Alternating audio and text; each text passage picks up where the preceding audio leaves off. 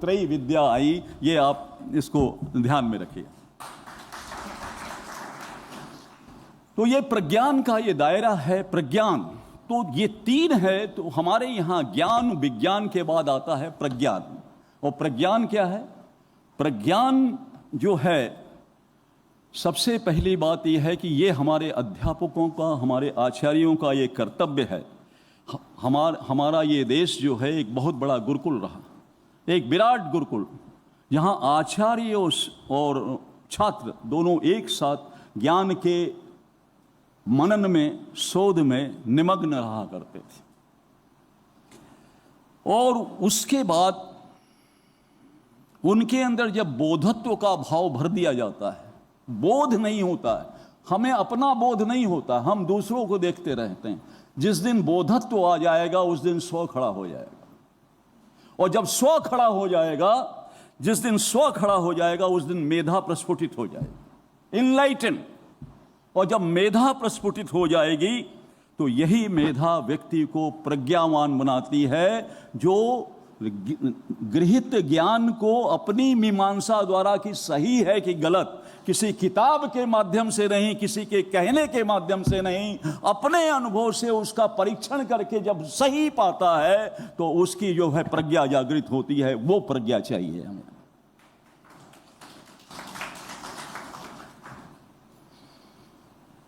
और तब जब प्रज्ञा जागृत होती है तो कहता है वो प्रज्ञानम ब्रह्म। बाकी सब ज्ञान विज्ञान है, लेकिन ब्रह्म जो है वो प्रज्ञान है, वो एक है, वो अप्रमेय है, वो शाश्वत है। ब्रह्म क्यों कहा गया? नॉमेनक्लेचर तो हमने दिया है। ब्रह्म क्यों कहा गया? क्योंकि वो बृहण करता है, एक्सपेंडिंग है। The universe is expanding, fluctuating भी होता है। तो वो जो एक्सपेंडिंग हो रहा है, बृहण कर रहा है, बढ़ रहा है, इसलिए उसे ब्रह्म कहा गया। तो वो क्या है? क्योंकि वो पूरे सृष्टि को कंट्रोल कर रहा है, संयमित कर रहा है, संचालित कर रहा है। तो इसलिए बुद्धिमत्ता उसके अंदर अपूर्व है, और वो अपूर्व बुद्धिमत्ता होने की वजह से वो प्रज्ञान है। तो प्रज्ञानम ब्रह्म। उसके बाद वो कहता अयम आत्मा ब्रह्म, मेरी आत्मा ब्रह्म है। और उसके बाद कहता, जब ये ज्ञान हो जाता है कि आत्मा ब्रह्म है, तब वो कहता है अहम ब्रह्मास्मि। मैं ब्रह्मा नहीं कहता है अपने को कि मैं भी ब्रह्मा हो गया, जैसे कुछ लोग अहंकार में कह देते हैं कि वही खुदा हैं, वही मालिक हैं, उनके बगैर इंस्टीट्यूशन नहीं चल सकता। तो वो जो है कहता है कि मैं भी ब्रह्म जैसा ही हूं। क्यों? मैं ज्ञान में बृहण करूंगा, समाज को आगे ले जाऊंगा, इसलिए अहम ब्रह्मास्मि। और साथ में ये भी नहीं, ये कहता है, वो उसमें सेल्फिश एटीट्यूड नहीं होता कि मैं ही ब्रह्मास्मि हूं। वो कहता तत्त्वमसि, तुम भी हो, तुम्हारे अंदर भी वो क्षमता है, आगे बढ़ो। ये जब वो कहता है तब जाकर, अब ऐसा है कि हम लोगों को बहुत सारी चीजें पढ़ाई गई, बहुत सारी चीजें चढ़ाई गई, वो तो मैं बाद में बताता हूं। लेकिन ये कहना चाहता हूं कि ये कैसे संभव है? संभव है अगर हम अपनी आत्मा का विसर्जन परमात्मा में कर दें। जैसे आप एक ड्रॉपलेट लीजिए, मैं आपको एग्जाम्पल दे रहा हूं। आप एक पानी की बूंद लीजिए और उसको कन्याकुमारी में खड़े होकर उससे पूछिए कि वेयर यू आर, कहाँ हो तुम? तो वो लोकेशन क्या बताएगी? वो बताएगी कि मैं कन्याकुमारी के तट पर खड़ी हूं।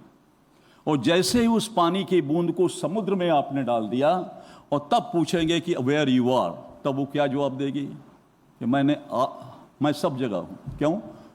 समुद्र में मिलते ही इंडियन ओशन, पैसिफिक ओशन भी बन जाएगी, अटलांटिक ओशन भी बन जाएगा, व्हाइट सी भी बन जाएगा, और सारे सी बन जाएगा। पूरे ब्रह्मांड, पूरे ग्लोब की वो जानकार हो जाएगा। क्योंकि the moment it melt with the ocean, it will no more droplet, it will be ocean. वो स्वयं समुद्र हो जाएगा। इसलिए जब हम अपनी चेतना को ऊर्ध्वरेता करते हैं, और ऊर्ध्वरेता करके जब हम आगे बढ़ाते हैं, ऊर्ध्वारोहण करते हैं, जब हम ऊर्ध्वारोहण करेंगे तो आप परमात्मा में अगर मिल गया तो उसके बाद में आपको किसी इंस्ट्रूमेंट की जरूरत नहीं। फिर आप वेद व्यास, एक नहीं हजारों लाखों वेद व्यास पैदा हो जाएंगे। इंस्ट्रूमेंट की जरूरत नहीं, क्योंकि वो ब्रह्म का ज्ञान हो जाएगा। अब सवाल ये है कि चेतना इतना बड़ा कैसे है, और हमारे को महापात्रा जी ने सो रहे हैं क्या, हमारे को अच्छा मनन कर यही है, यही मैं कह रहा था। Very good. तो वो हमारे महापात्रा जी ने कहा कि हमारे कुछ स्टूडेंट बहुत क्रेजी हैं to know about the astronomy. मैं यहाँ पर चेतना की जो बात कर रहा हूँ, तो इस पर मैं आपसे एक बात बताऊंगा कि आप हमारी पृथ्वी को देख लीजिए। जस्ट इमेजिन, आप जब हमारी पृथ्वी को देखेंगे तो हमारी पृथ्वी जो है वो तकरीबन 40,075 किलोमीटर इसकी परिधि है, जो इक्वेटर जोन पर है, जो इसकी परिधि वो ये है भूमध्य रेखा। और ये पृथ्वी जो है, इसकी स्पीड जो है उसका आश्चर्य करेंगे आप, और जो एस्ट्रोनॉमिकल क्या एस्ट्रोनॉट्स में जो काम कर रहे हैं वो भी आश्चर्य करते हैं कि हमने आज तक इतना स्पीड वाला रॉकेट ही नहीं बनाया, क्योंकि इसकी स्पीड है 29.78 किलोमीटर पर सेकेंड, रफली यू कैन से 30 किलोमीटर।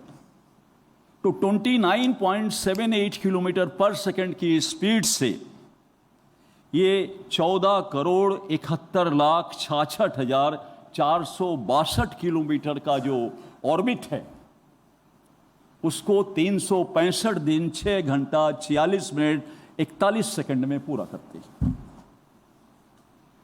सोचिए, और ऐसे 9 ग्रह हैं, 10 ग्रह हैं, अब तो धीरे धीरे एक आध ग्रह और भी खोजा जा रहा है।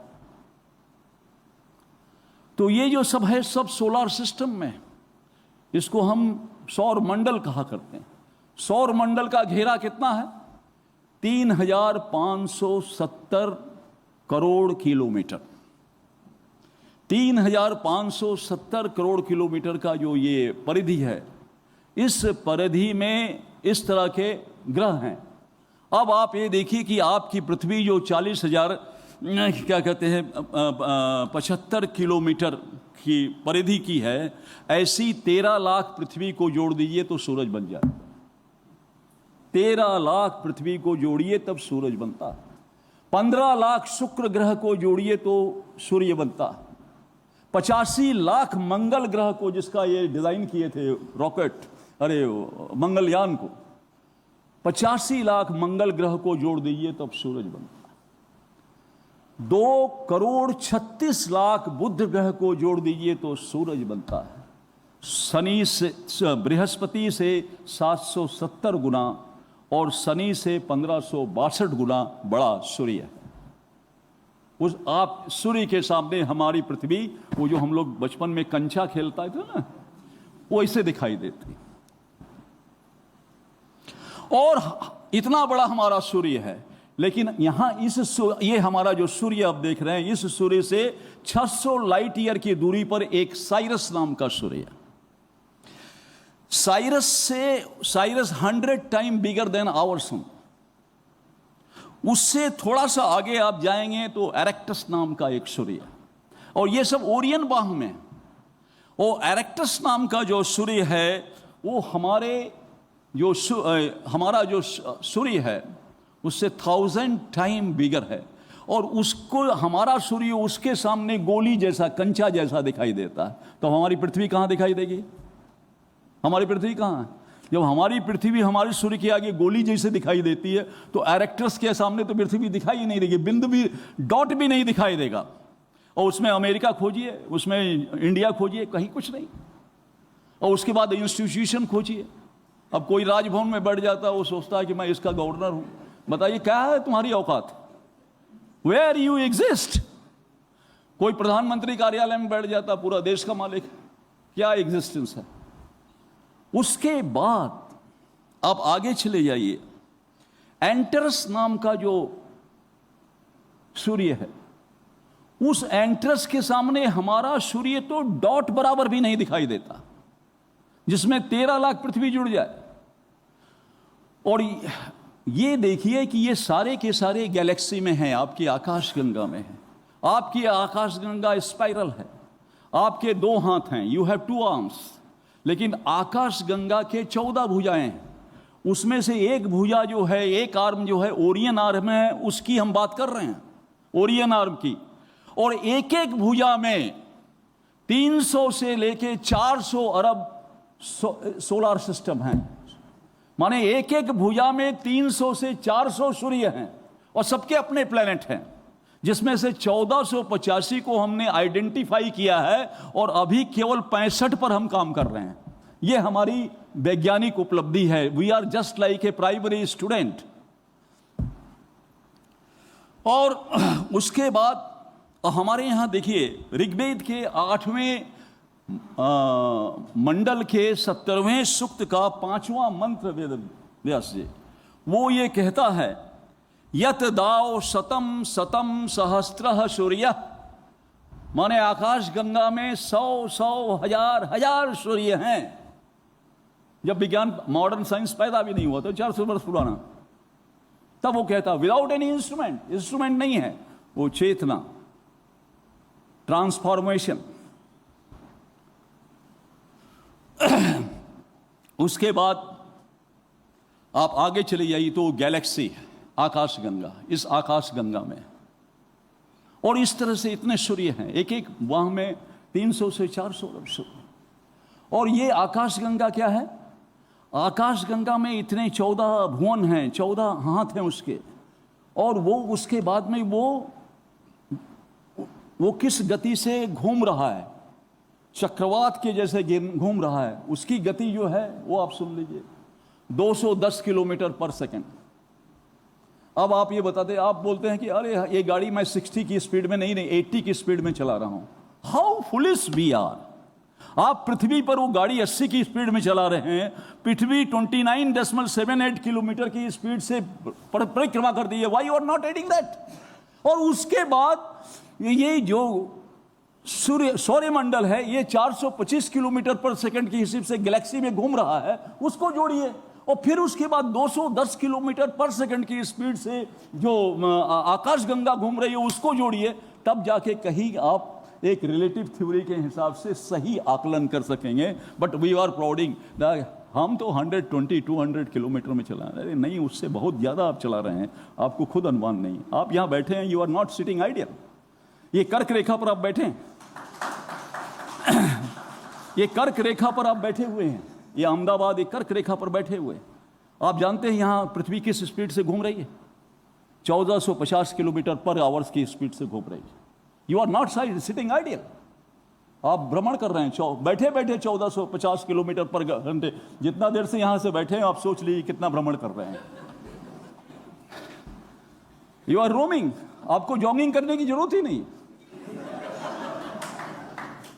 और फिर उसके बाद आप बोलते नहीं, वो एस्ट्रोनॉट्स, वो गया था, विलियम गया था, और ये गई थी, और वो सब जा रहे हैं, नील आर्मस्ट्रांग गया था, वो सब अंतरिक्ष यात्री हैं, ये अंतरिक्ष विज्ञानी हैं। गलत है, आप सब अंतरिक्ष यात्री हैं।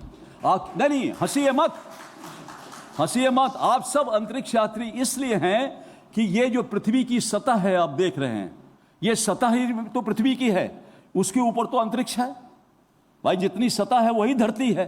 तो धरती के ऊपर आप चल रहे हैं, इसके मतलब जो आप भ्रमण कर रहे हैं वो तो अंतरिक्ष में भ्रमण कर रहे हैं। तो आप सभी अंतरिक्ष यात्री हैं, इसको आप ध्यान में रखिए and be proud of it. अब उसके बाद में इस तरह की 9 ट्रिलियन गैलेक्सी, 900 अरब गैलेक्सी इस ब्रह्मांड में। कितना? 900 अरब गैलेक्सी। अब बताइए आपका एग्जिस्टेंस कहां है? Where your proud stand. आपका अहंकार कहां खत्म हो रहा है? कहां है अहंकार?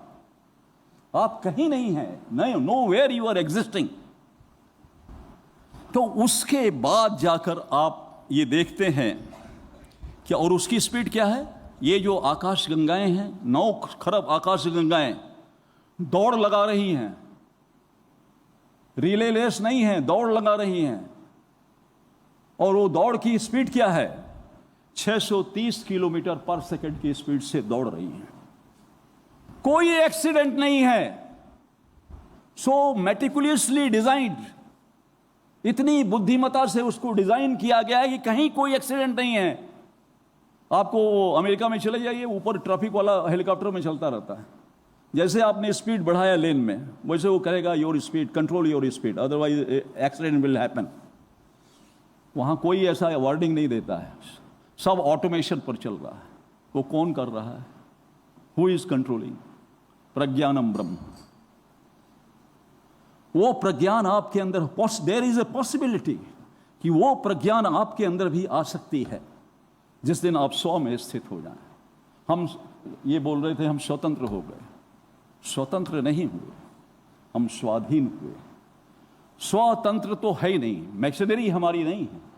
आज भी वो कॉलोनियल सिस्टम की मशीनरी है, और वो इतनी अच्छी मशीनरी है कि केवल ग्रेजुएट करने के बाद आईएएस बन जाता है आदमी, कर्नल साहब, ओनली ग्रेजुएट के बाद मिनिमम क्वालिफिकेशन। और जब वो ज्वाइंट सेक्रेटरी बन के बैठता है तो वहाँ पर जो कुलपति जाते हैं उनको चेयर नहीं ऑफर करता है। ये उसके एटिकेट्स हैं। इस पर एक बार मैंने मिनिस्ट्री में डांटा था सेक्रेटरी को।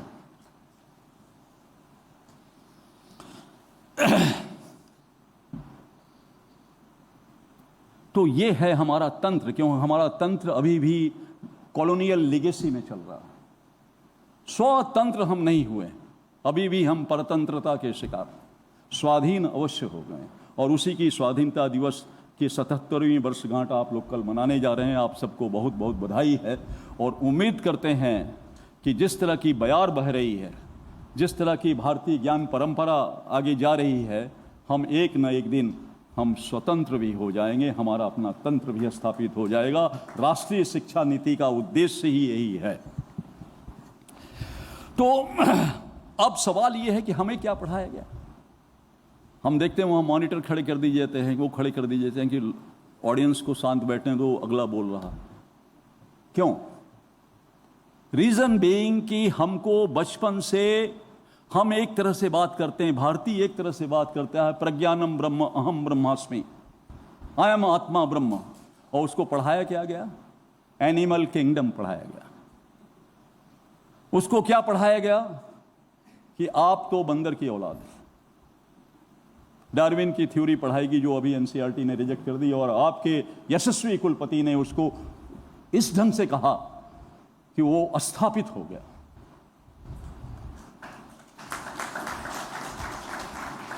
आप ये बताइए, चार्ल्स डार्विन के जमाने में तो जीनोम थ्योरी भी नहीं थी, डीएनए का भी पता नहीं था।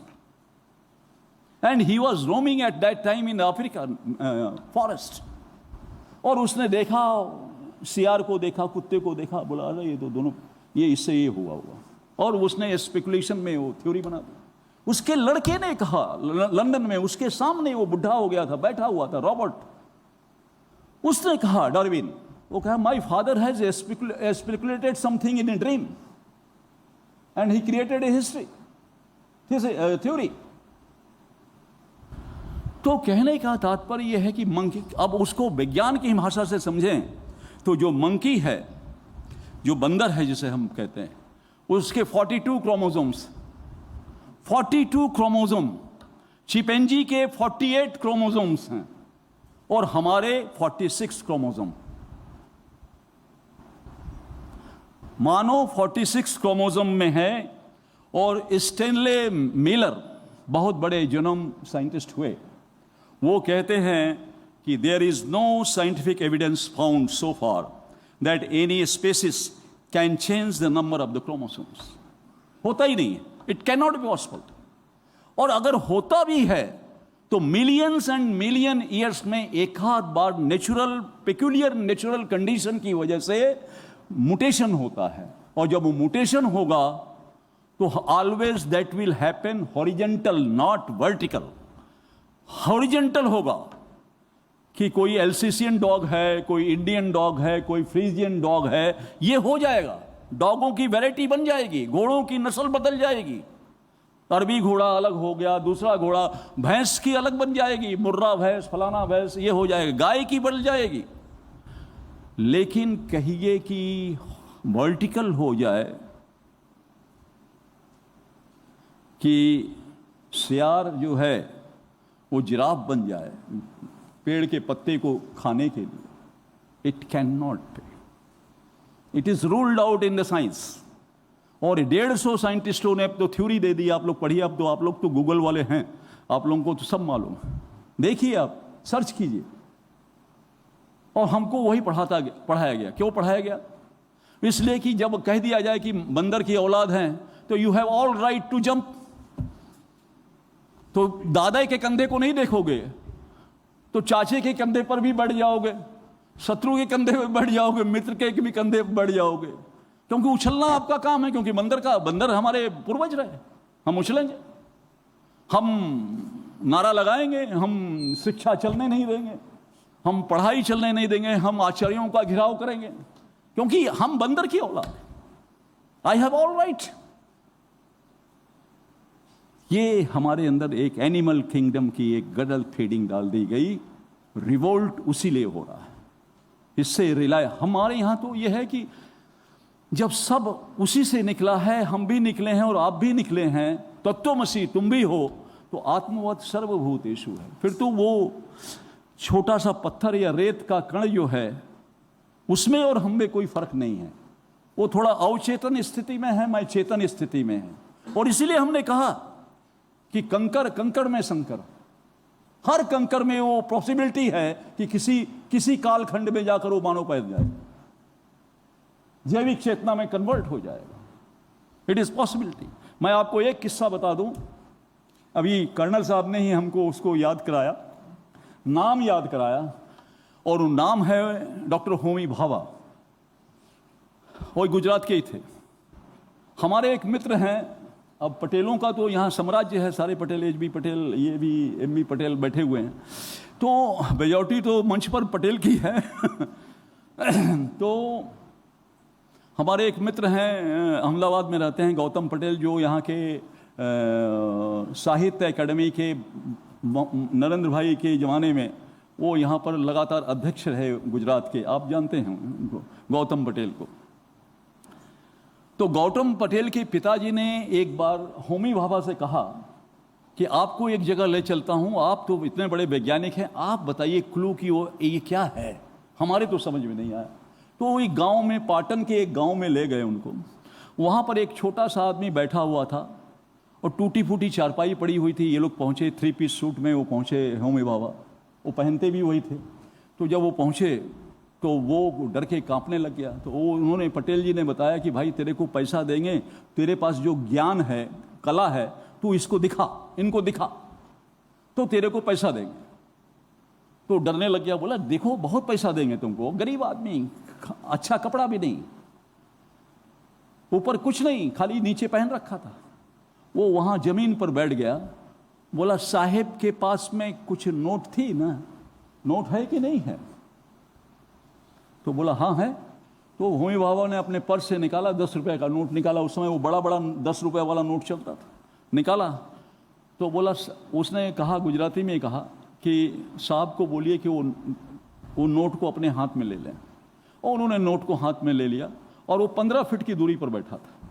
और वहाँ पर वो इलिटरेट, कुछ नहीं पढ़ा लिखा था, उसने वहाँ पर एक कंकड़ लिया और उसका जो डिजिट है, डिजिटल ऑर्डर है, वो न्यूमेरिकल्स भी, वो सारा लिख दिया। बोला आके देख लें, मिला लें, ठीक है कि नहीं। और होमी भाभा गए, वो देखा तो वो एकदम वही नंबर जो उनके नोट में है। तब पटेल जी ने पूछा, नाउ होमी, वो फ्रेंड थे, तो बोला now Homi you can tell what this is a science. उसने कहा since it happens in my front, हमारे सामने ये घटना घटी, so I can't deny it, मैं इसको डिनाई तो नहीं कर सकता, लेकिन but I can say that my science has not the level that he acquired. ये गांव का आदमी के अंदर जो विज्ञान है वो हमारा साइंस अभी तक पहुंचा ही नहीं है वहां पर, and that is the reality. यही भारतीय ज्ञान है और इसी पर हमको सोचना पड़ेगा, देखना पड़ेगा, आगे बढ़ना पड़ेगा। समय है मेरे पास, कुछ बोल सकता हूं? अभी तक भूमिका ही बोल रहा था। तो हैं हमारे यहां, जैसे वेदव्यास जी ने कहा, हमारे यहां ज्ञान की सारी विधाएं, विद्या की सारी विद्याएं का ओरिजिनेटर ये भारत ही देश है। और भारत देश इसलिए है कि यहाँ सारी विद्याएं सिखाई गई, लेकिन तात्विक विद्या का ज्ञान अधिक दिया गया, क्योंकि उसका स्पेस बहुत लंबा और सीमित है दायरा। इसलिए हम वहाँ पहुँचने की कोशिश की। अब आप ये देखिए कि इकोनॉमिक्स आपके यहाँ है, इकोनॉमिक्स पढ़ाते हैं, हमारे यहाँ इकोनॉमिक्स पढ़ाते हैं, उसमें एडम स्मिथ की वो थ्योरी पढ़ाते हैं, माने economics is the science of wealth. और वेल्थ कैसे आए इस पर कुछ नहीं लिखा, और आजकल कैसे वेल्थ आ रहा है वो हम हर्षद मेहता से लेके बाकी सबको हम जानते हैं कि कैसे वो वेल्थ आ रहा है। लेकिन वहां कहा गया है शुक्र नीति में, चाणक्य को हम बहुत कोट कर देते हैं कि अर्थशास्त्र चाणक्य ने लिखा, हमारी क्षमता नहीं है उतना, हमको शुक्र नीति सार को देखना पड़ेगा। और शुक्र नीति सार में शुक्र लिखते हैं, अर्थो अनर्थो तु वार्तायाम, अनर्थ से उपार्जित धन को रोकने की व्यवस्था जिस दिन की जाए, मोरालिटी पैदा की जाए, उसी को अर्थशास्त्र कहते हैं। है बिजनेस क्या है? बिजनेस ये है, ऋग्वेद के 10वें मंडल के 31वें सूक्त का दूसरा मंत्र कहता है, परिचिंतयो द्रविणम, व्यापार दूसरों की हित अनहित की चिंता करके करना ही व्यापार हो रहा है, हो रहा है। उसको पता नहीं है कि अगला आदमी इस अन्न को खाएगा, मर जाएगा, जिंदा रहेगा। सब एडल्ट्रेशन।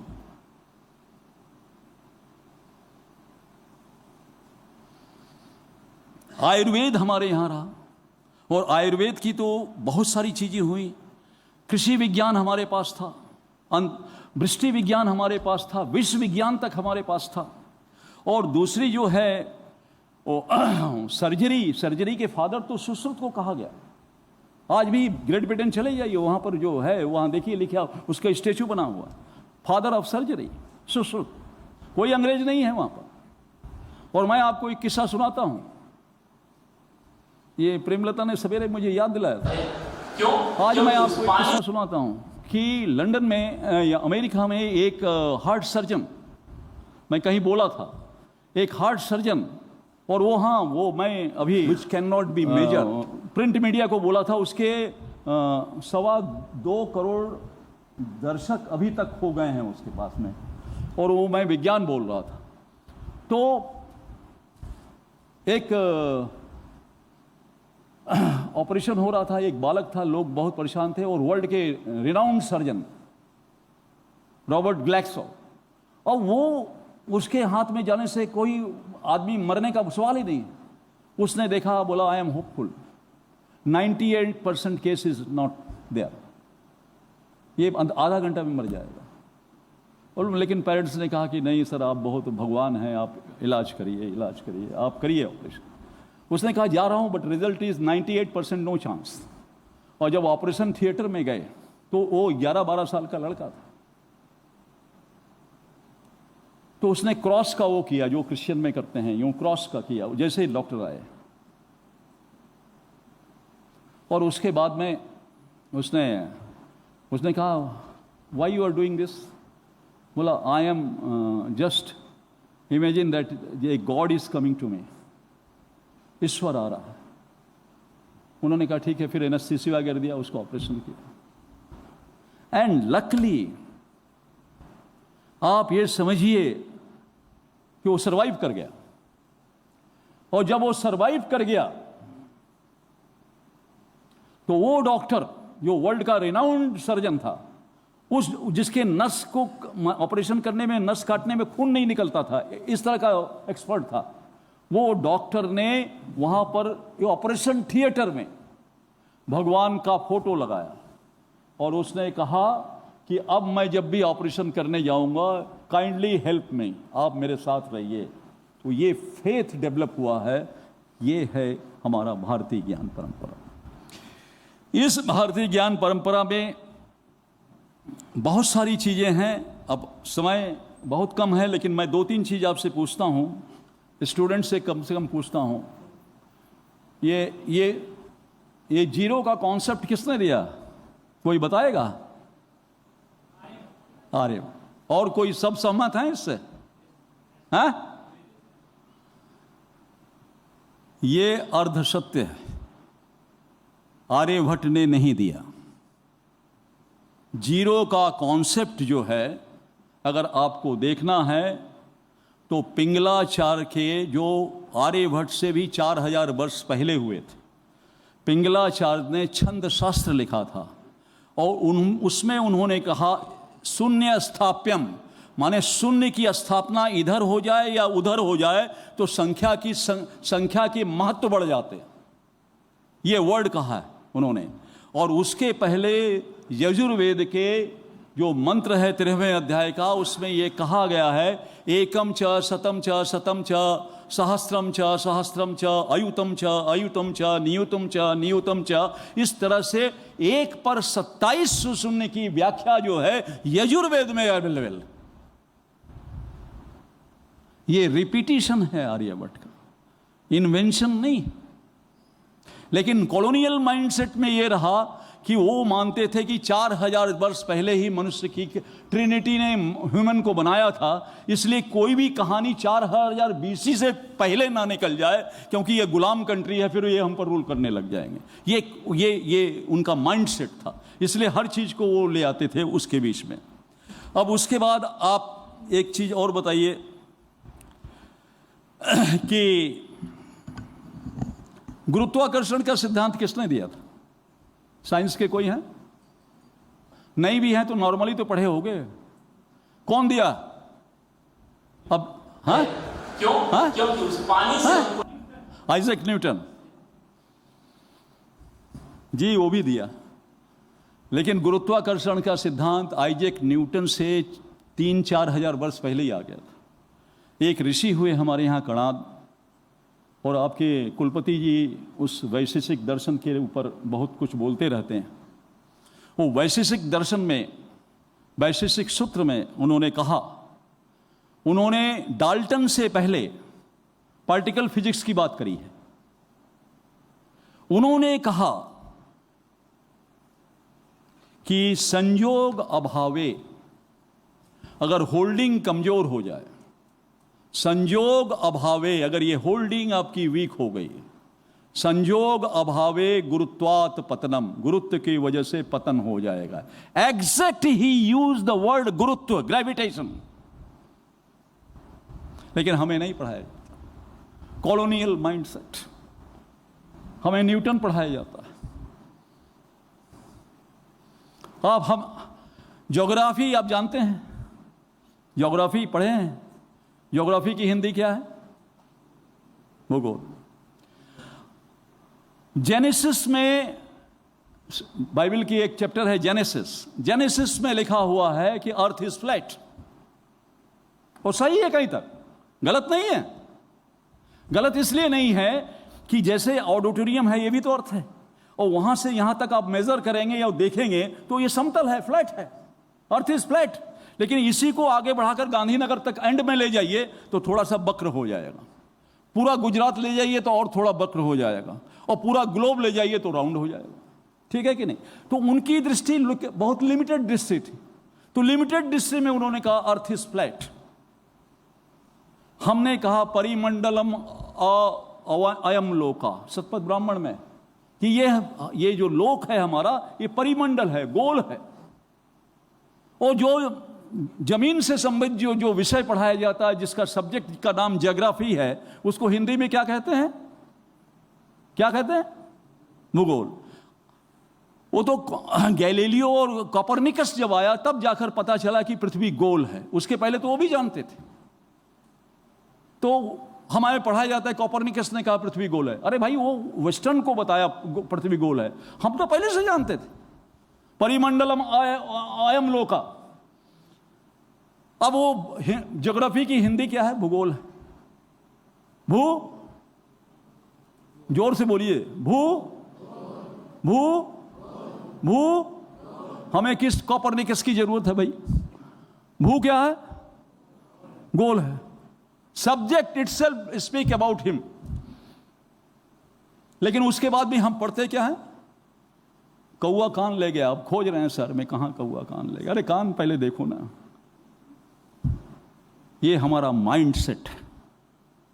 और फिर उसके बाद हम बोलते हैं विद्वान। तो ये सारी चीजें, हमें बहुत सारी चीजें देखनी पड़ेगी। अब ये देखिए कि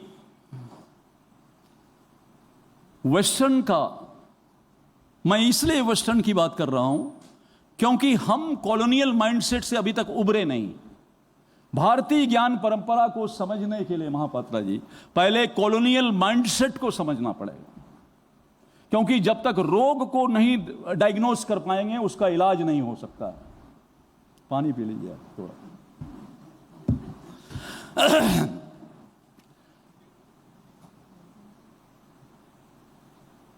तो कहने का मतलब कॉलोनियल माइंडसेट को हमें समझना पड़ेगा। और वेस्टर्न का जो गॉडफादर है, हमें नहीं चाहिए, हमें नहीं चाहिए, हम नहीं पीते, हम तो 3 घंटा बोलते हैं बगैर पी।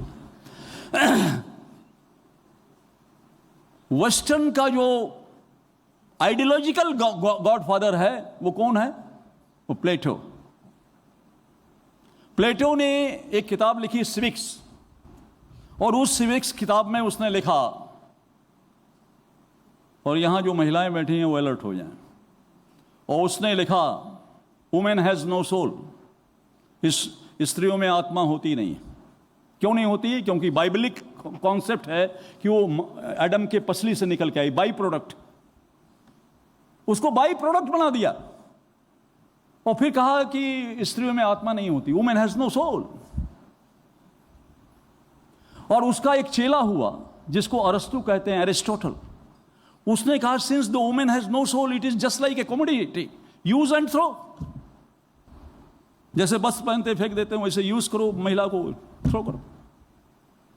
हमारे यहां कहा गया, अथर्ववेद का मंत्र है, और अथर्ववेद में हमारे यहां कहा गया 10वें अध्याय का 8वां सूक्त का ये 13वां मंत्र है। वहां कहा गया, त्वम स्त्री त्वम पुमानसी त्वम ही जातो विश्वतो मुख। तुम स्त्री हो। किसको? ईश्वर को कहा गया। क्योंकि जन्म कौन दे रहा है? पूरे संसार में आप देख लीजिए, कीट हो, पतंग हो, पशु हो, पक्षी हो, मनुष्य हो, गंधर्व हो, राक्षस हो, जन्म देने वाला कौन है? वो मादा। जन्म कौन दे रहा है? वो स्त्री जन्म दे रही है, नारी जन्म दे रही है। तो जब जन्म दे रही है तो वो ईश्वरी है, परमेश्वरी है, विश्वेश्वरी है। तो वो जन्म देने वाली, इसलिए ईश्वर को कहा तुम स्त्री तुम पुमानसी तुम ही जातो विश्वतो मुख, ये कहा गया। दूसरा, मैं 2 एग्जाम्पल और बता देता हूं आपको कि हमारे यहां कहा गया कि न तस्य प्रतिमा अस्ति। यजुर्वेद में कहा कि माने ईश्वर की प्रतिमा आप बना नहीं सकते। क्यों नहीं बना सकते? इसलिए नहीं कि आपने कभी उसको देखा नहीं, तो जो भी बनाएंगे उल्टा बनाएंगे। तो ईश्वर की प्रतिमा नहीं हो सकती। अवतारों की हो सकती है, लेकिन ईश्वर की प्रतिमा नहीं हो सकती। इसलिए हम शिवलिंग देखते हैं, शिवलिंग है, कोई प्रतिमा नहीं। तो वो शिष्यों ने कहा कि गुरुजी आपने बोल तो दिया कि न तस्य प्रतिमा अस्ति। मान लीजिए कभी प्रकट हो गए प्रभु, हम पहचानेंगे कैसे? तो बोला कि पूर्णमदः पूर्णमिदं पूर्णात् पूर्ण उदच्यते। माने वो भी पूर्ण है और ये सृष्टि भी पूर्ण है, और पूर्ण में से पूर्ण निकल जाए, पूर्ण शेष बचे तो समझो ईश्वर है। वो प्रश्न में उत्तर देते थे। आप लोग तो प्रश्न में भी उत्तर नहीं देते हो, अवॉइड करते हो आंसर। स्टूडेंट को डिमोरलाइज करते हो कि मत पूछो क्वेश्चन, क्योंकि वो होमवर्क करके नहीं आए हैं आप। लेकिन उस समय हमारे जितने भी ज्ञान हैं, जितने भी उपनिषद हैं, प्रश्नोपनिषद, केनोपनिषद, कठोपनिषद, गीता में तो शुरुआत ही होती है कि मेरे और पांडु के पुत्र क्या करने जा रहे हैं। लेकिन हमारे यहां प्रश्न को अवॉइड किया जाता है आचार्यों द्वारा। प्रश्न जब करेगा इसके मतलब वो आपके व्याख्यान को ध्यान से ग्रहण कर रहा है, उसकी queries, and it is your responsibility to solve it.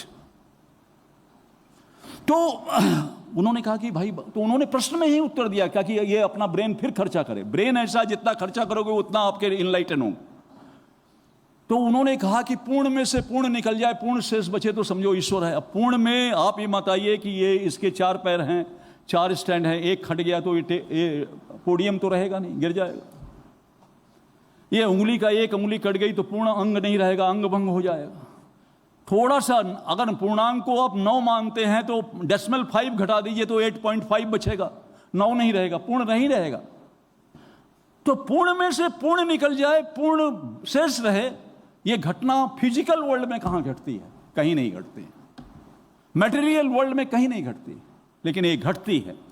और ये घटती है कि एक स्त्री गर्भवती होती है, पूर्ण संतान को जन्म देकर पूर्ण मां के रूप में बची रहती है, इसलिए ये ईश्वर है। इसलिए ईश्वरी है। और दूसरी बात मैं बताऊं कि एक डीएनए है, डीएनए तो अब आ गया है, डीएनए है माइटोकॉन्ड्रियल डीएनए, जो वो केमिस्ट्री पढ़ते हैं या एनाटॉमी पढ़ते हैं या बायोलॉजी पढ़ते हैं जानते होंगे, माइटोकॉन्ड्रियल डीएनए। वो जो माइटोकॉन्ड्रियल डीएनए है, वो माइटोकॉन्ड्रियल डीएनए आपकी कोशिका में जो प्रोटोप्लाज्म है उसमें वो ट्रेवल कर रहा होता है। नाव, एक नाव बनी होती है और उस नाव में वो माइटोकॉन्ड्रियल डीएनए, जैसे औरतें चूड़ी पहनती है, ठीक उसी तरह का गोल गोल रिंग जो है उसमें भरा रहता है एक एक कोशिका में। हमारी 9 खरब कोशिकाएं हैं, 9 ट्रिलियन गैलेक्सी है और 9 ट्रिलियन हमारे सेल हैं बॉडी में। यत् पिंडे तत् ब्रह्मांडे, what is in microcosm that is in macrocosm, ये साइंस कहता है। तो वो जो कोशिकाओं में वो ट्रेवल कर रहा है, वो क्या, उसका वर्क क्या है कि आप जो कुछ भी खाते हैं, वो जो कुछ भी खा रहे हैं उसको एडोनिसिन ट्राइफॉस्फेट बनाता है, एटीपी, और वो आपको ऊर्जा देती है। आप यूं हेलो बाय बाय करते हैं ना, ज्यादा मत किया करिए, क्योंकि हेलो बाय बाय करने में 200 बिलियन एटीपी खर्च होता है। कितना? 200 बिलियन एटीपी खर्च होता है यूं हाथ हिलाने में। और वो कोशिका बनाती है, वो आपका खाना नहीं बनाता है। एटीपी, वो mitochondrial DNA is a power house, वो पावर हाउस है, वो आपको ऊर्जा देता है। जिस ऊर्जा में हमारे पुत्र वेद व्यास जो है बोल रहे थे, जिस ऊर्जा से बोल रहे थे, वो उनका कितना ऊर्जा खर्च हुआ होगा। Sound is also energy. तो माइटोकॉन्ड्रियल डीएनए बनाता है। वो माइटोकॉन्ड्रियल डीएनए कहां से मिलता है?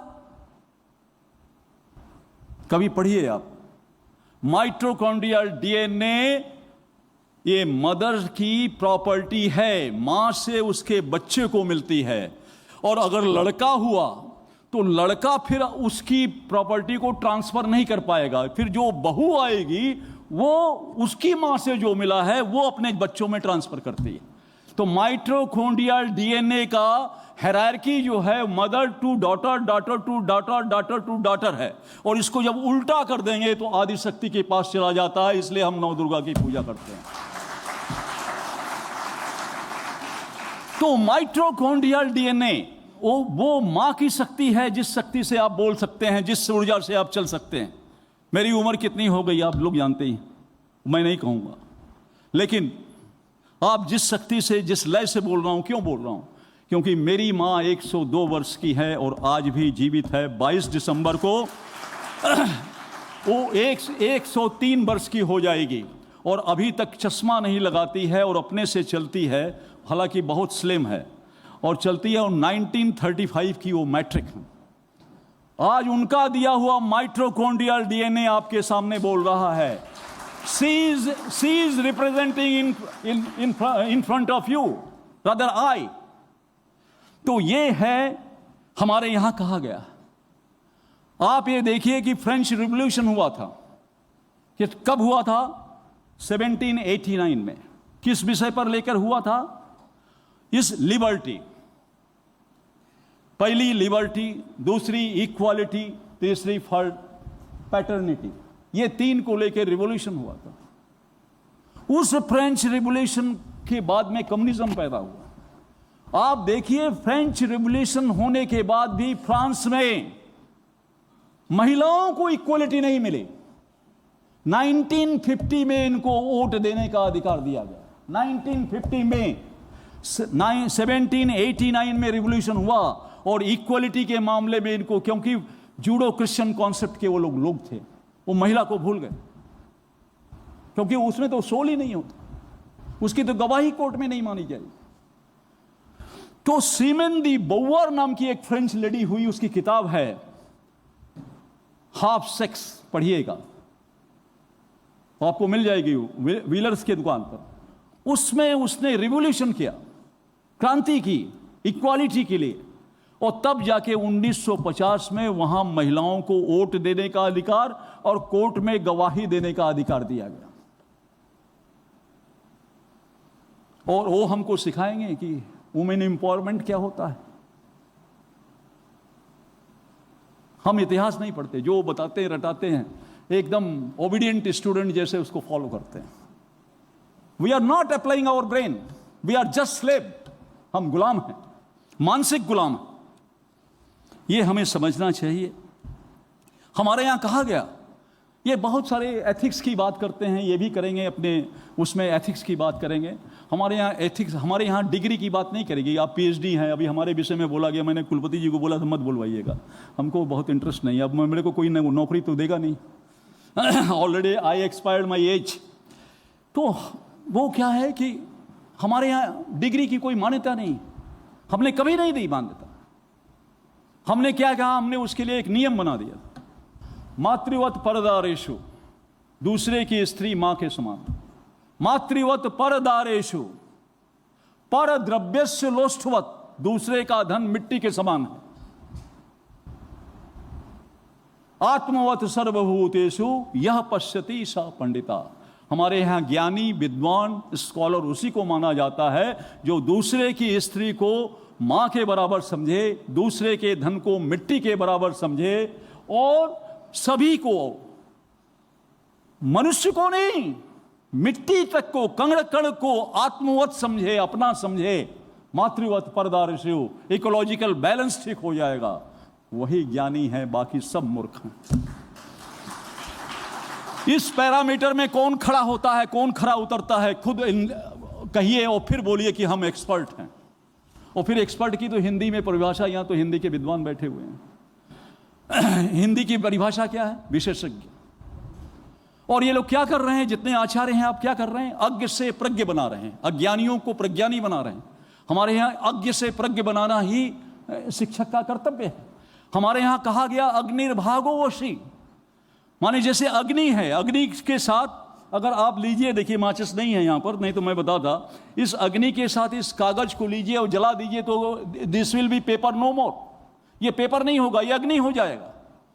तो आचार्य कैसा होना चाहिए, आचार अग्निर्भागो वशी, जैसे अग्नि अपने संपर्क में करने के बाद सबको अग्नि बना देती है, वैसे आचार्य के संपर्क में जो भी आए उसको आचार्य से कम नहीं बना सके, ऐसा आचार्य चाहिए। अग्निर्भागो वशी। लेकिन सवाल यह है कि हम क्या कर रहे हैं, हम कहां हैं, हम तो कुछ नहीं कर पा रहे हैं। तो हमें ये करना पड़ेगा, हमें वो आचार्य बनना पड़ेगा, हमें ये देखना पड़ेगा कि एथिक्स क्या होती है, हमें एथिक्स को देखना पड़ेगा, हमें राजतंत्र संविधान क्या होता है। हमारा 465 पेज का संविधान बड़े मोटे में लिखा हुआ है। हमारे यहाँ संविधान क्या था, हमारे यहाँ संविधान सिर्फ कुछ लाइन को था, दुष्टस्य दंडम, दुष्ट को दंड दो, स्वजनस्य पूजा, जो स्वजन हैं या प्रज्ञानी हैं या ज्ञानवान हैं या आचार्य हैं उनको सम्मान दीजिए। राजा हाथी पर चलता था और स्टूडेंट अगर वहां से आ रहा होता था तो राजा उतर जाता था, उसको पहले रास्ता देता था। ये स्टूडेंट के लिए सम्मान था, उसके आचार्य के लिए सोच लीजिए कि क्या सम्मान था। ये वो भारत देश था। दुष्टस्य दंडम स्वजनस्य पूजा, न्यायेन कोश वर्धनम। हमारे कुलपति जी के और आपके जमाने में तो हम लोग बजट देखते थे कि मार्च में बजट आएगा तब देखें क्या बढ़ता है क्या नहीं। अब तो विदाउट बजट ही बढ़ता रहता है। न्यायेन कोश वर्धनम, न्याय के हिसाब से कोष को बढ़ाया जाए, टैक्स लगाया जाए, न्यायेन कोश वर्धनम, अपक्षपात वो हो नहीं रहा कहीं। कोई पक्षपात नहीं करना, किसी के साथ कोई पक्षपात नहीं करना, अपक्षपात। निज राष्ट्र रक्षा जो ये लोग कर रहे हैं, अपने राष्ट्र की रक्षा। ये पंचय धर्मा नृपाणाम, ये 5 ही नृप के धर्म हैं, ये चाणक्य सूक्त कहता है। हम 465 पेज का लिख दिए, हर आदमी डिफाइन कर रहा है संविधान, हर वकील डिफाइन कर रहा है संविधान। करिए, ये करिए, बढ़ाइए मत। तो ये सारी चीजें हमें करनी पड़ेगी और समझना पड़ेगा। बहुत सारी चीजें हैं जो कहना चाहता हूं, लेकिन एक बात कह के खत्म करता हूं कि ये सोमनाथ की धरती है और आज सोमवार है। मैं प्रभु को प्रणाम करता हूं। और ये सोमनाथ की धरती केवल गुजरात में नहीं है, और अगर आप कहिए कि सोमनाथ का विश्वनाथ से जुड़ाव है तो विश्वनाथ में है, या आप कहिए कि इसका सेदबार रामेश्वरम से जुड़ाव है तो सेदबार रामेश्वरम में है, या अमरनाथ से जुड़ाव है तो कश्मीर को भी जोड़ रहा है, या फिर ये क्या कहते हैं आपके वहाँ पशुपतिनाथ को लेकर नेपाल को जोड़ रहा। नहीं, नो वेयर। आप ये देखिए कि जिनेवा में एक सर्न लैबोरेटरी बनी थी जिसका हिग्स बोसान यहाँ पर टेस्ट हुआ था।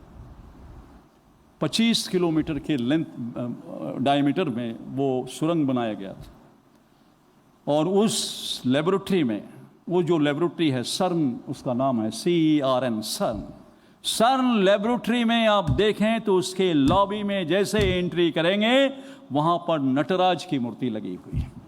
तो ये आपका गुजरात का सोमनाथ जिनेवा में बैठकर वहां भी रिप्रेजेंट कर रहा है और विज्ञान को भी दृष्टि दिखा रहा है।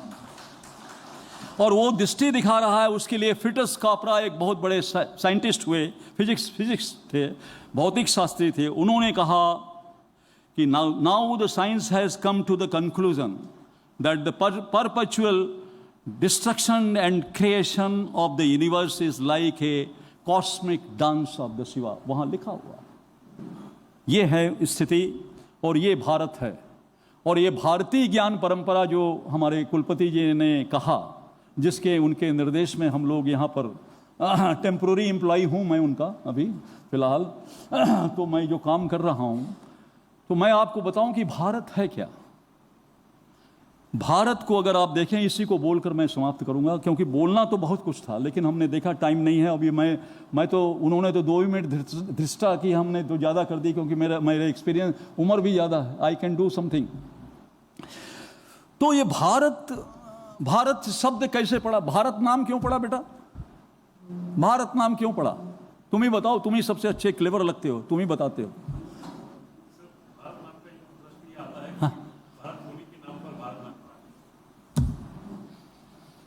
ये राष्ट्र जो है, भारत का मतलब है भरण और पोषण करना, भारत। तो भरण और पोषण करने के लिए भरताग्नि जो है वो भारत में है, और भरताग्नि भारत में है क्योंकि 6 प्रकार की यहाँ ऋतुएं, 6 प्रकार की ऋतुओं होने के चलते मल्टीपल क्रॉप्स पैदा होते हैं। यूएस जैसा खाली गेहूं नहीं पैदा होता, क्यूबा जैसा खाली गन्ना नहीं पैदा होता, या कोरिया और जापान जैसा खाली चावल नहीं पैदा होता, मल्टी क्रॉप्स पैदा होते हैं क्योंकि 6 ऋतुएं हैं। इसलिए ये भरण पोषण की पूरी व्यवस्था करता है, और इसीलिए सारे लुटेरे आए। कोई गरीब देश में लूटने के लिए नहीं जाता है। ये जितने इन्वेडर्स आए, क्यों आए? कि भारत सोने की चिड़िया थी, संपन्न देश था। तो भरण पोषण की व्यवस्था को हम भारत कहते हैं। वो भरताग्नि से ये शब्द भारत पड़ा। ये किसी व्यक्ति के नाम पर नहीं है, क्योंकि ऋग्वेद में इसका उद्धरण है, और ऋग्वेद के आप भारत वैभव जो किताब है उसके पहले कवर पेज में ही मैंने लिखा है कि विश्वामित्रस्य रक्षेदि ब्रह्मेद भारतम जनः, माने विश्व के मित्र के भांति, विश्व के मित्र के भांति ब्रह्मांड की रक्षा करना भारत के लोगों का प्रथम दायित्व है। क्योंकि उनको भोजन भी कराना, उनको संस्कारित करना कृण्वन्तु आर्यम माने श्रेष्ठ मनुष्य बनाना। हमारे यहाँ ये नहीं था कि किसी को अच्छा मुसलमान बना दें, किसी को अच्छा ईसाई बना दें, किसी को अच्छा हिंदू बना दें। No, we are not involve in this thing कि किसी को हिंदू बना दे, किसी को मुसलमान बना दे, किसी को ईसाई बना, ना, वी आर नॉट बॉदर्ड। हमारे वेद में लिखा हुआ है कि मनुर्भव दिव्या जना, मनुष्य बने और मनुष्य के बाद महामानव बनकर देवता का रूप धारण करें। यह भारत का लक्ष्य है। तो वो भारत जो है एंशिएंट क्यों है? आप लोग बहुत कंफ्यूज हो जाते हैं। नहीं, वो सब पश्चिम से आया है, हमारे पास तो कुछ था। अरे आप लोग साइंस पढ़िए, भूगोल पढ़िए, पर्सिशियन पीरियड होता है। पर्सिशियन पीरियड जो है वो, आप लोगों ने लट्टू नचाया है कि नहीं नचाया? लट्टू नचाया बचपन में? लट्टू जो नचाते हैं, हाँ, नचाया? देखिए महापात्रा जी नचाए, मैं नचा ही नहीं पाया आज तक। मैं तो खरीद के अपने दोस्तों को देता, वो नचाते थे, मैं ताली बजाता। और हमको अपने साथ रखते थे कि रोज नया खरीद के लाएगा, मूर्ख है, ये चलाना जानता ही नहीं है। तो जब लट्टू आप नचाइए तो आप देखिए कि उसका जो टॉप है वो थोड़ा सा स्पिन करता है यूं करके। एग्रीड? जब वो स्पिन करेगा तो वो उसका नॉर्थ पोल हो गया, नीचे वाला साउथ पोल हो गया। ठीक उसी तरह से पृथ्वी भी अपने धुरी पर घूमते हुए उसका नॉर्थ पोल यूं स्पिन करता है। और जब वो स्पिन करेगा तो यह है कि लट्टू सेकंडों में स्पिन कर जाती है, और उसकी स्पिनिंग जो है 26,000 वर्ष में एक चक्कर लगता है, 26,000। अब सूर्य यहां, पृथ्वी घूम रही, अब ये स्पिन कर रही है। जब इधर गएगी तो सूर्य के क्लोज हो जाएगी, और जब इधर आएगी तो सूर्य से दूर हो जाएगी। तो जब इधर आएगी तो ग्लोबल वार्मिंग हो जाएगा, इधर जाएगी तो ग्लेशियल पीरियड हो जाएगा। बस इतना ही फर्क। तो 13,000 वर्ष शीत युग होता है, और 13,000 वर्ष ग्लोबल वार्मिंग होता है। तो आज से 11,800 वर्ष पहले ग्लेशियल पीरियड खत्म हुआ था। राइट फ्रॉम 2023 है, यहां से 11,800 वर्ष पहले। ये इंसाइक्लोपीडिया ब्रिटानिका का 12th वॉल्यूम खोलकर पढ़ लीजिए आप, 43 पेज में है, और उसमें लिखा हुआ कि 13,800 वर्ष पहले ग्लेशियल पीरियड खत्म हुआ था।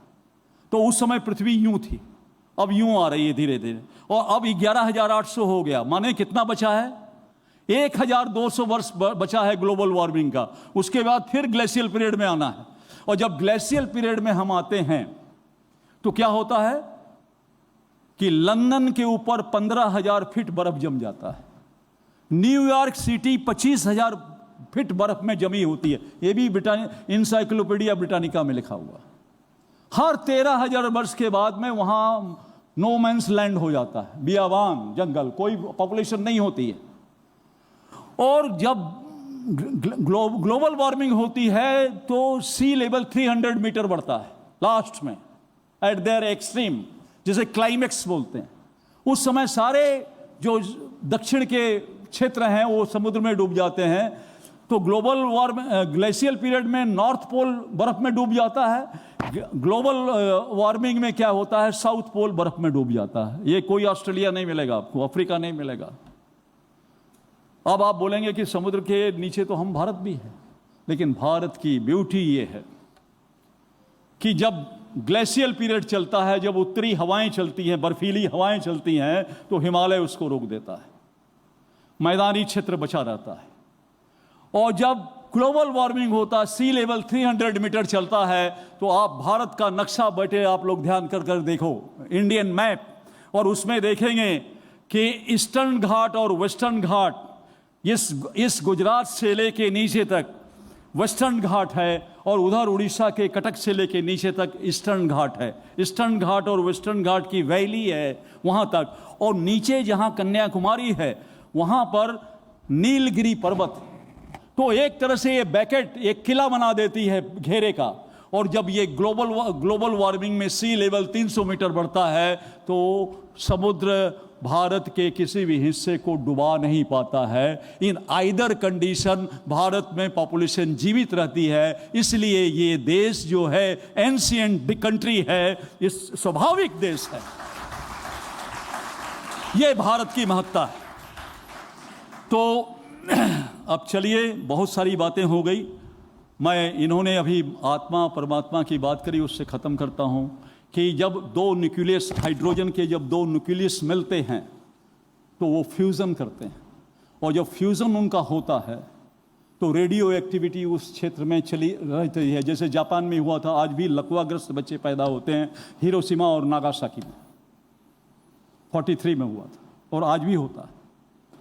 तो उसी तरह से जब आत्मा का परमात्मा में हजारों वर्ष से हजारों ऋषियों ने अपनी आत्मा का परमात्मा में फ्यूजन किया, और उस फ्यूजन से जो हीलियम पैदा हुआ, जो चेतना पैदा हुई, उसका जो रेडियो एक्टिविटी है, जो चेतना का स्वत्व है, जो एसेंस है, जो वाइब्रेशन है, वो इस देश में निरंतर गूंजायमान है। इस सेमिनार हॉल में हमसे पहले भी जो लोग आए थे, जिन्होंने व्याख्यान दिया होगा, उनका एक्वेटिक्स पर अगर आप इसको मेज़र करेंगे तो आपको पाएंगे कि उनकी भी ध्वनियाँ यहाँ गुंजायमान हो रही है, वो वाइब्रेशन आ रहा है। हम लोग डिजिटल एरा में हैं, हम लोग बहुत खुश होते हैं कि हम ऑनलाइन पढ़ा रहे हैं, वहाँ पूरा किताब खोल लेते हैं, कुछ देखने की ज़रूरत नहीं है, बोलते जाते हैं, क्योंकि यहाँ तो स्टूडेंट देखा गया कोई प्रोफेसर किताब पढ़ के बोल रहा है, वहाँ तो वो भी नहीं है। तो कहने का तात्पर्य है कि हम ऑनलाइन जब बोल रहे हैं तो जब तक हमारा ज्ञान आपके ब्रेन से न टकराए, ये यतजुवस जब तक नहीं होगा, जब तक प्रोफेसर के बॉडी लैंग्वेज को लोग ना देखे, उसके अंदर स्पार्क जो है आपने बोला था, वो स्पार्क नहीं हो सकता है। और जब तक स्पार्क नहीं होगा तब तक प्रज्ञान नहीं आ सकता है। वो रोबोट बन सकता है लेकिन प्रज्ञान नहीं आ सकता है। तो रोबोट मत बनाइए, प्रज्ञान को लाने की कोशिश कीजिए।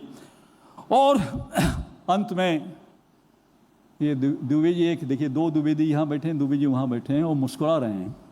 तो इनको देखते हुए मैं जयशंकर प्रसाद की एक कविता से मैं अपना ये व्याख्यान आपको समर्पित करता हूँ, इस राष्ट्र को समर्पित करता हूँ, सोमनाथ जी को समर्पित करता हूँ। और वो ये है कि हिमालय के आंगन में प्रथम उसे किरणों का दे उपहार, उषा ने हंस अभिनंदन किया और पहनाया हीरक हार। जगे हम लगे जगाने विश्व, लोक में फिर फैला आलोक। व्योम तम पुंज हुआ नष्ट, निखिल संस्कृति हो उठी अशोक। तो हम उस प्रथमा संस्कृति विश्ववारा, हम लोगों से ही संस्कृति पैदा हुई, संस्कृति के फाउंडर हम हैं, और ये देश वह है, इसलिए इसे भारत कहा गया है। दूसरी बात, भारत क्यों कहा गया? भा का मतलब होता है प्रकाश, तो प्रकाश सफ़ेद होता है, इसलिए वो सत्व है, क्योंकि सत्व का जो रंग है वो सफ़ेद है। र से रजस, रजस का रंग जो है वो लाल है, और त से तमस, उसका रंग नीला है या काला है। आप अगर पार्टिकल्स को खंडन करते जाएंगे तो अंत में जो है क्वार्क्स बचता है, और क्वार्क्स भी 3 कलर का है, यही है सफ़ेद, रक्तिम लाल, और उसके बाद में ब्लू। माने प्रकृति का मूल कलर ये 3 है। तो सत रज तम हमने उसको कहा, किसमें कितना सात्विक है, कितना राजसिक है, कितना तमस है। अब भारत के उत्तर में चले जाइए तो वहाँ आप हिम आच्छादित आपको वैली मिलेगी, वहाँ पर आपको हंस मिलेंगे, वहाँ को आपको सफ़ेद शेर मिलेंगे, भालू मिलेंगे, वो वाइट कलर के मिलेंगे। लोग भी देखिएगा तो एकदम वाइट स्किन मिलेंगे, जैसे उनके अंदर हेमोग्लोबिन आई नहीं, नो हेमोग्लोबिन, एकदम वाइट मिलेंगे। वहाँ की माटी भी बर्फीली है, सफ़ेद दिखाई देगी। उससे नीचे आ जाइए, जब नीचे आएंगे मैदानी इलाके में, उत्तर प्रदेश में आएंगे, बिहार में आएंगे, राजस्थान में आएंगे, तो वहाँ दोमट मिट्टी मिलेगी आपको, बलुई मिट्टी मिलेगी, थोड़ा सा रेडिश कलर का लिए हुए मिट्टी मिलेगी, दोमट मिट्टी मिलेगी वहाँ पर। यहाँ पर आपको ऊँट मिल जाएंगे, आपको बैल मिल जाएंगे लाल वाले, और वो सारे मिल जाएंगे आपको। सारे लोग जो मिलेंगे उनका भी गेहुआ कलर मिलेगा। ये महिलाओं से तुलना मत कीजिएगा इसमें, क्योंकि ये पुरुषों के अंदर उनको तो वो तो हमेशा हिमालय से ही आती हैं। तो ये आपको मिलेगा, गेहुआ कलर के यहाँ मिलेंगे। तो आप सब जगह आप देखिए तो गेहुआ कलर आपको मिल रहा है। आप विंध्याचल से नीचे चले जाइए तो मिट्टी भी काली, पेड़ भी ज़्यादा हरा रंग के, गहरे डार्क ग्रीन, वहां पर लंगूर मिलेंगे, यहां पर बंदर दूसरे टाइप के मिलेंगे, वहां लंगूर काले मुंह वाले एकदम पूरा ब्लैक लंगूर मिलेंगे, हाथी मिलेगा। और वहां की आदमी यहां के आदमी से थोड़ा अधिक श्याम वर्ण भी मिलेंगे। तो सत रज तम ये इक्विलिब्रियम अगर कहीं है तो इस देश में है, इसलिए इस देश को आप नमन करिए। बहुत बहुत धन्यवाद। मैंने आपका बहुत समय लिया और आपका समय लेकर बहुत सारा चीज़ बोलना चाह रहा था, बोल नहीं पाया, लेकिन जो कुछ भी बोला हूँ उसको समझिए। भारतीय ज्ञान परंपरा को आप यहाँ पर स्थापित कीजिए। भारतीय ज्ञान परंपरा ये हमारे राष्ट्रीय शिक्षा नीति में इसका एक दरवाज़ा खोल दिया है हम लोगों ने। और ये दरवाज़ा खोलकर हमने ये किया है कि देखिए, जब पेड़ में कोई कुसुम लगा होता है, फूल लगा होता है, तो पेड़ में जब तक कुसुम लगा रहेगा तब तक वो सूख जाएगा लेकिन सड़ेगा नहीं। और जिस दिन डाली से उठाकर किसी भगवान के ऊपर भी चढ़ा दें, किसी मंदिर में भी डाल दें, तो 3 दिन के बाद वो दुर्गंध आएगा, सड़ान हो जाएगी। इसलिए जड़ से कभी मत कटिए, बने रहिए ताकि आपके अंदर सड़न न पैदा हो। बहुत बहुत धन्यवाद।